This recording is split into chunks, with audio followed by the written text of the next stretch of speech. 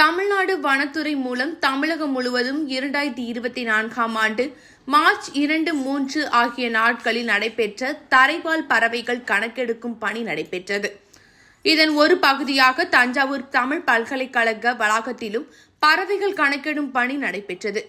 மாவட்ட வன அலுவலர் அகில் தம்பி, பல்கலைக்கழக துணைவேந்தர் திருவள்ளுவன் ஆகியோர் மேற்பார்வையில் பறவைகள் கணக்கெடுக்கும் பணி மேற்கொள்ளப்பட்டது.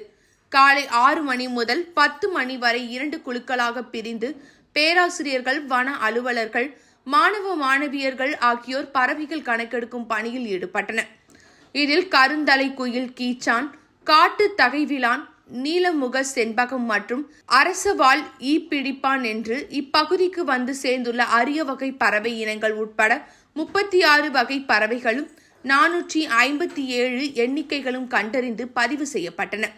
சுற்றுச்சூழல் அறிவியல் துறை தலைவர் பேராசிரியர் கவிதா தலைமையில் மேற்கொள்ளப்பட்ட ஆய்வில் பறவையியல் வல்லுநர் டாக்டர் தினேஷ் ராஜா கலந்து கொண்டு புதிய பறவைகளை அடையாளப்படுத்தியும் வகைப்படுத்தியும் மாணவர்களுக்கு விளக்கமளித்தார். இக்குழுவில் பேராசிரியர் ராகேஷ் சர்மா, பறவைகள் நிபுணர்கள் செல்வின், சக்தி மற்றும் மாணவ மாணவிகள் சரவணவேல், சிந்து, சுதந்திரன், சிற்றரசி, கார்த்திக் ராஜா, ரகுநாத் மற்றும் ராமமூர்த்தி ஆகியோர் கலந்து கொண்டனர். இதற்கான ஏற்பாடுகளை தஞ்சாவூர் வனச்சரக அலுவலர் ரஞ்சித் செய்துள்ளார்.